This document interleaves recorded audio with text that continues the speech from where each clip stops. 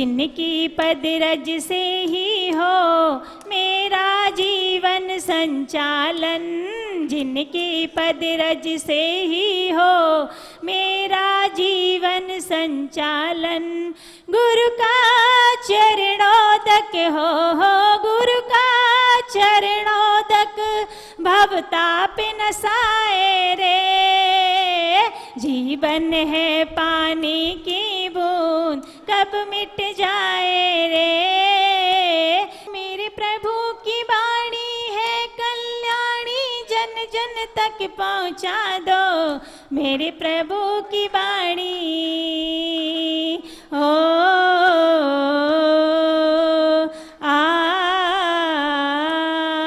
मेरे प्रभु की वाणी है कल्याणी, जन जन तक पहुँचा दो मेरे प्रभु की वाणी, मेरे प्रभु की वाणी, मेरे प्रभु की वाणी। जय बोलिए द्वादशांग जिनवाणी माता की।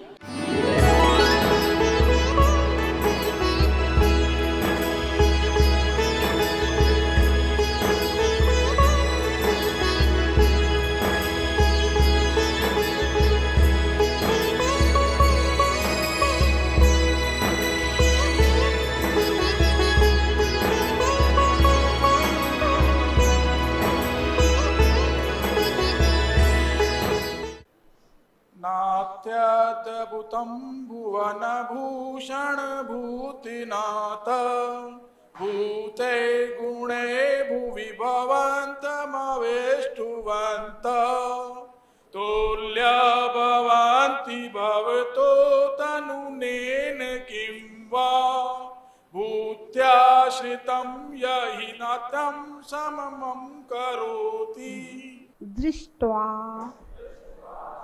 दृष्ट्वा भवन्त भवन्त मनिमेष मनिमेष विलोकनीयम्।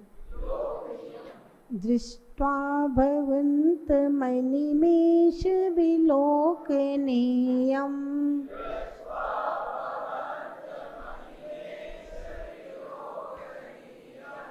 नान्यत्र तोषमुपयाति जनस्य चक्षु। नान्यत्र तोषमुपयाति, नान्यत्र तोषमुपयाति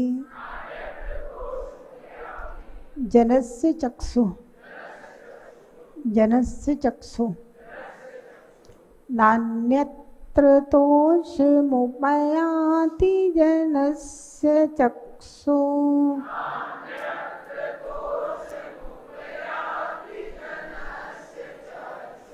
नान्यत्र तोषमुपयाति जनस्य चक्षु।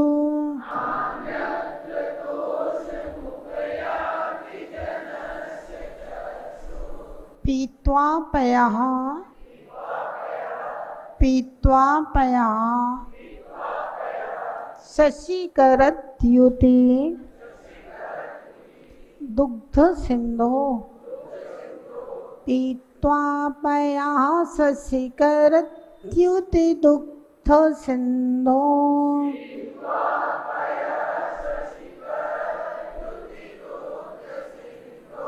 क्षारं जलं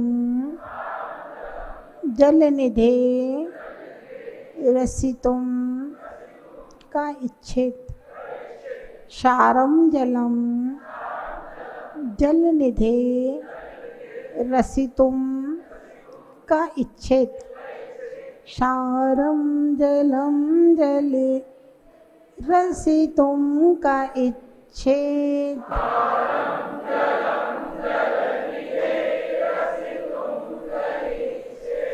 पढ़िए पूरा काव्य एक साथ।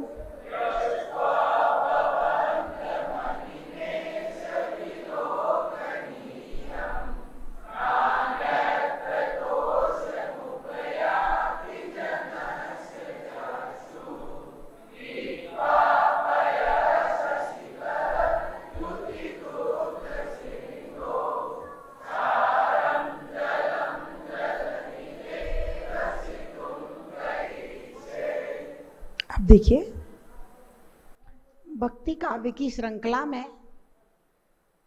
एक एक कदम आगे बढ़ाते हैं। एक एक काव्य में आचार्य महाराज नई नई बात कह रहे हैं, दोबारा दोहराई नहीं गई। रितेश भैया, कोई भी बात दोहराई नहीं गई। जो एक बार कहेंगे वो दोबारा नहीं कहेंगे, नई बात हर काव्य में। इस काव्य में आचार्य महाराज एक अलौकिक श्रद्धा की बात कर रहे हैं, एक अलौकिक श्रद्धा की बात कर रहे हैं। कल जब हमने देखा था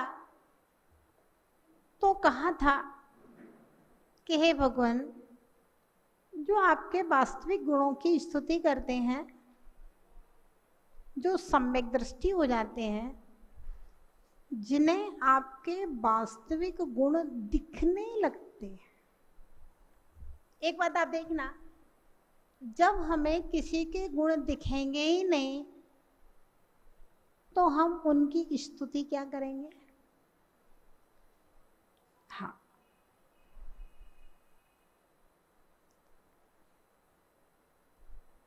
एक सम्राट था, उसके नगर में भगवान महावीर का आगमन हुआ। मंत्री ने कहा, सम्राट, महावीर हमारे नगर में आ रहे हैं, आपको स्वागत के लिए चलना चाहिए। सम्राट बोला, हम इतने बड़े सम्राट, और वो तो जंगलों में घूमने वाला एक साधारण सा व्यक्ति जिसके पास रहने और खाने का भी ठिकाना नहीं है। हमारी इतनी बड़ी सत्ता, इतना बड़ा वैभव, हम उनके स्वागत के लिए क्यों जाएं? हम उनके स्वागत के लिए क्यों जाएं? हम नहीं जाएंगे। मंत्री ने कहा, सम्राट, आप अगर महावीर के स्वागत के लिए नहीं जाएंगे तो आप ये मेरा मंत्री पद से इस्तीफा लिख करके तुरंत हाथ में पकड़ा दिया। सम्राट को लगा कि यार, छोटी सी बात में इतना बड़ा मंत्री पद के लिए लोग तरसते हैं। छोटी सी बात, मैं महावीर के स्वागत के लिए नहीं जाऊंगा, और मंत्री पद का इसने तो रिजाइन लिख करके और त्याग पत्र दे दिया, हाथ में सम्राट को तुरंत पकड़ा दिया। अब जो होनहार मंत्री होता है, मंत्री के ऊपर पूरा शासन चलता है, तो उसको इस तरह से इतनी जल्दी अलग भी नहीं किया जा सकता। सम्राट बोला कि मंत्री जी, आखिर बात क्या है? इतनी सी बात, मेरा अपराध क्या है कि तुमने ये त्याग पत्र दे दिया है मंत्री पद से? मंत्री पद के लिए तो लोग कितने पीछे पड़े रहते हैं।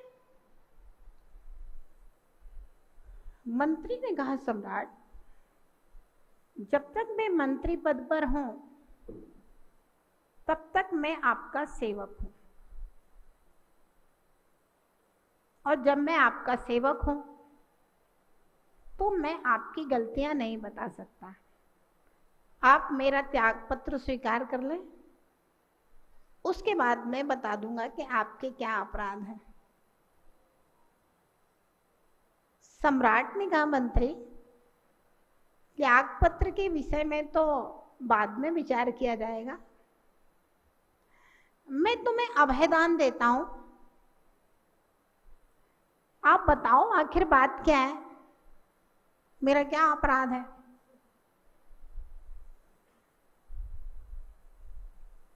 मंत्री ने कहा, सम्राट, जिस महावीर की बात आप कर रहे हैं, जितना वैभव आपके पास है ना, इससे करोड़ों गुना वैभव महावीर के पास था, करोड़ों गुना वैभव। बोले महावीर का जब जन्म हुआ था, उनके 15 महीने पहले से सिद्धार्थ के आंगन में रत्नों की वर्षा होती थी देवों के द्वारा। महावीर की माता की सेवा करने के लिए स्वर्गों से अप्सराएं आती थी। महावीर का जन्म कल्याणक मनाने के लिए स्वयं सौधर्मेंद्र चतुर्निकाय के देवों के साथ में पांडुक शिला पर ले जा करके अभिषेक किया। महावीर ने कभी इस पृथ्वी का अन्न पानी नहीं खाया, स्वर्गों से उनका भोजन आता था। महावीर ने कभी अपनी माता का दूध नहीं पिया, उनके अंगूठे में अमृत की व्यवस्था इंद्र करके जाता है।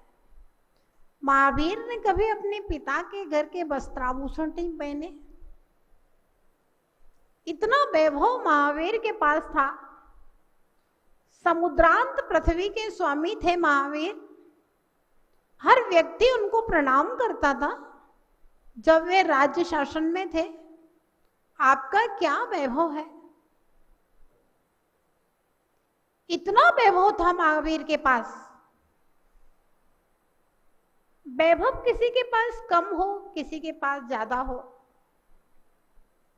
सम्राट ये उसका अपराध नहीं है, ये तो पुण्य है अपना अपना, किसी का ज्यादा किसी का पुण्य। लेकिन आपका अपराध ये है कि महावीर के पास इतना सारा वैभव होने के बाद में भी महावीर को अपने वैभव का अहंकार नहीं था। वैभव अपराध नहीं, ध्यान से सुनना। वैभव और वैभव के अहंकार दोनों को अलग अलग कर दो। वैभव अपराध नहीं, जितना चाहे वैभव हो जाए, चक्रवर्ती जैसे 6 खंड के स्वामी हो जाओ, कोई दिक्कत वाली बात नहीं है। आपकी कोई दुर्गति नहीं होगी। वो 6 खंड का राज्य करके भी मोक्ष को जा रहा है चक्रवर्ती, कोई दिक्कत वाली बात नहीं है। वैभव अपराध नहीं। शांति कुंतु अरयनाथ भगवान भी चक्रवर्ती थे। वैभव अपराध नहीं, वैभव का अहंकार अपराध है।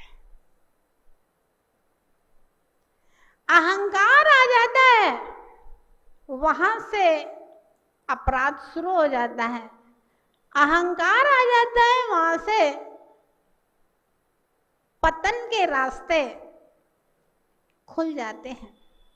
वैभव तो राम के पास भी था, रावण के पास भी था। वैभव तो कृष्ण के पास भी था, कंस के पास भी था। लेकिन जहां अहंकार है वहां दुर्गति है। वैभव का अहंकार मतलब पापानुबंधी पुण्य। वैभव का अहंकार मतलब पापानुबंधी पुण्य। पाप का बंद करा रहा है ये वैभव आपका। बोला सम्राट, वैभव पाप नहीं, वैभव का अहंकार जो आपके अंदर भरा हुआ है, जो अकड़ भरी हुई है, ये आपके पतन का कारण है, ये पाप का कारण है। रावण को अहंकार था, राम लक्ष्मण ने चोट कर दिया। रावण के पहले भी एक इंद्र नाम का सम्राट हुआ। वो अपने आप को सौधर्मेंद्र समझता था। अपनी महारानी का नाम शची रखा हुआ था, पूरा ऐसे अपने खजांची का नाम कुबेर रखे हुए था बड़ा। रावण ने उसके अहंकार को चूर चूर कर दिया था। बोलो सम्राट, ये जो संपत्ति का अहंकार है ना, जो महावीर के सामने आपको झुकने नहीं दे रहा है, जो आपको मंदिर नहीं आने देता, जो आपको गुरु के चरणों में नहीं झुकने देता, वो संपत्ति का अहंकार सम्राट अपराध है, और वो अहंकार आपके अंदर कूट कूट करके भरा हुआ है। संपत्ति का अहंकार, मैं इतना वैभवशाली, किसी ने अगर इतनी सी आज्ञा का उल्लंघन किया तो बस उसको फट सीधे सूली पे चढ़ा दो। सम्राट महावीर ने कभी भी अपने वैभव का अहंकार नहीं किया। आपको इतना अहंकार। फिर कहा, सम्राट इतना सारा वैभव होने के बाद में भी महावीर को अपने वैभव में आसक्ति नहीं थी, चिपके नहीं थे, और सारे वैभव को छोड़ करके नग्न दिगंबर साधु हो गए महावीर। आप उस वैभव से चिपके हुए हो, आपको उस वैभव के प्रति आसक्ति है, ये आपका दूसरा अपराध है। तीसरी बात बोला, सम्राट महावीर ने जिस संपदा को पाया है, महावीर ने जिस आत्म वैभव को पाया है, महावीर ने जिस रत्नत्रय धर्म को पाया है, महावीर ने जिस तीर्थंकर को पद को पाया है, एक जन्म तो क्या तुम 100 जन्म में भी पालो, 1000 जन्मों, लाखों और करोड़ों जन्मों बाद भी अगर आपको महावीर जैसा पद मिल जाए तो वो भी आपका सौभाग्य है। महावीर के पास जो है और महावीर जिसको पाने वाले हैं, उनकी जो योग्यता है वो 100 जन्मों में भी तुम नहीं पा सकते।